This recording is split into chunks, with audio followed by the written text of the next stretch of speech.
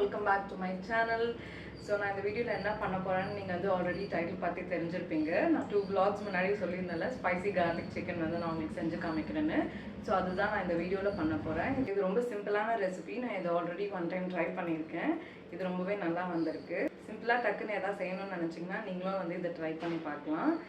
So let's get in the video. First நான் இந்த சிக்கனை வந்து ஒரு 1/2 hour கிட்ட மேரினேட் பண்ணி வைக்க போகிறேன். இப்போ நான் உங்களுக்கு வந்து இதில் என்னெல்லாம் போட்டு மேரினேட் பண்ணணும்னு காமிக்கிறேன். 1/2 kg சிக்கனுக்கு நான் 1/2 லெமன் ஜூஸ் வந்து ஃபுல்லாக ஊற்றுறேன். 1 tablespoon ginger garlic paste, 1 teaspoon chili powder, 1 teaspoon pepper, அதுக்கப்புறம் 1 teaspoon salt.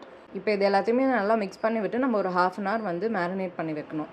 பேனில் வந்து ஒரு 6 tablespoons கிட்ட ஆயில் போட்டுட்டதுக்கப்புறமா நம்ம மேரினேட் பண்ணி வச்சுருந்த சிக்கனை வந்து நம்ம இதில் போட்டு ஒரு 10 minutesக்கு வந்து குக் பண்ணி எடுத்துக்கலாம். ஆயில் நல்லா இப்போ சூடாகிடுச்சு. இப்போ நான் வந்து மேரினேட் பண்ணி வச்சுருந்த சிக்கனை வந்து இதில் போட போகிறேன்.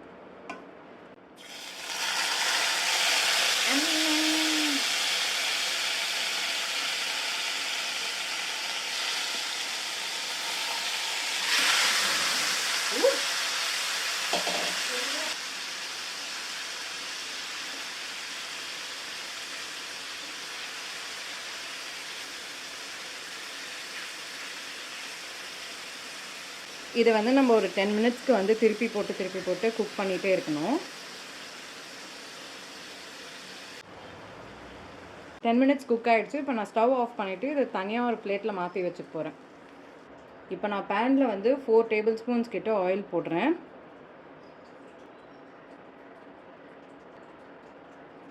த்ரீ பல்ப் கார்லிக்கை வந்து குட்டி குட்டியாக சாப் பண்ணி வச்சுருக்கேன். அது வந்து ஒரு 1/2 cup கிட்ட வருது. இதை ஃபுல்லாக போட்டு கோல்டன் ப்ரௌன் ஆகிற வரைக்கும் நல்லா சாட்டே பண்ணுங்க. இப்போ நான் வந்து ஒரு 1/4 cup வந்து டொமேட்டோ கெச்சப் போட்டிருக்கேன். நெக்ஸ்ட்டு வந்து ஒரு 1 teaspoon அளவுக்கு வந்து சோயா சாஸ் போடணும். 1 teaspoon சில்லி பவுடர். உங்களுக்கு வேணும்னா நீங்கள் வந்து எக்ஸ்ட்ராவும் போட்டுக்கலாம், இன்னும் ஸ்பைஸியாக நீங்கள் சாப்பிடுவீங்கன்னா. 1 teaspoon பெப்பர் பவுடர். இப்போ வந்து நம்ம நல்லா மிக்ஸ் பண்ணிக்கலாம். ஒரு 1/2 cup வந்து தண்ணி ஊற்றிக்கிறேன். தண்ணி ஊற்றிட்டு நல்லா மிக்ஸ் பண்ணதுக்கப்புறம் ஒரு 1 teaspoon கிட்ட நான் சால்ட் போடுறேன். நீங்கள் வந்து உங்களுக்கு தேவையான அளவு போட்டு மிக்ஸ் பண்ணிக்கோங்க. மிக்ஸ் பண்ணதுக்கப்புறம் நீங்கள் வந்து ஒரு 2 minutes விட்டுட்டு டேஸ்ட் பண்ணி பாருங்கள். உங்களுக்கு வந்து சால்ட்டும் ஸ்பைஸியும் வந்து கம்மியாக இருந்துச்சுன்னா நீங்கள் வந்து அதுக்கேற்ற மாதிரி அட்ஜஸ்ட் பண்ணிக்கோங்க. எனக்கு வந்து கொஞ்சம் கம்மியாக இருக்குது. ஸோ நான் வந்து ஒரு எக்ஸ்ட்ரா 1 teaspoon வந்து போடுறேன். கிரேவி வந்து நல்லா திக்காகிடுச்சு. இப்போ நான் குக் பண்ணி வச்சுருந்த சிக்கனை வந்து இதில் போட்டு மிக்ஸ் பண்ண போகிறேன்.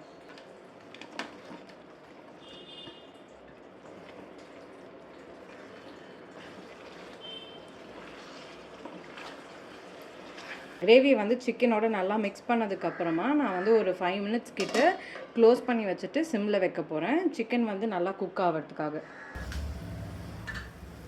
1 time மிக்ஸ் பண்ணி விட்டுட்டு அதுக்கப்புறம் நம்ம வந்து ஸ்டவ் ஆஃப் பண்ணிடலாம். ரொம்ப ட்ரை ஆகக்கூடாது, கொஞ்சமாக கிரேவி இருக்கணும். இப்போ நம்ம போய் டேஸ்ட் பண்ணி பார்க்கலாம் எப்படி இருக்குன்னு. ஸ்டவ் ஆஃப் பண்ணி முடிச்சதுக்கப்புறம் லாஸ்ட்டாக நம்ம வந்து கட் பண்ணி வச்சுருந்த கொத்தமல்லி வந்து போட்டுடலாம்.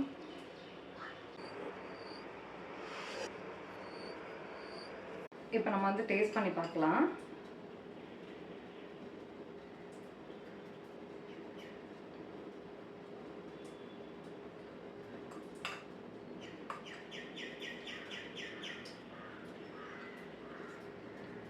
டேஸ்ட் சூப்பராக இருக்குது. நீங்களும் வந்து இதை ட்ரை பண்ணி பாருங்கள். ரொம்ப சிம்பிள் தான் செய்யறதுக்கு. ஸோ உங்களுக்கு இந்த வீடியோ பிடிச்சிருந்துச்சுன்னா மறக்காமல் லைக், ஷேர் அண்ட் சப்ஸ்கிரைப் பண்ணுங்கள். நான் உங்களை அடுத்த வீடியோவில் பார்க்குறேன். Bye bye.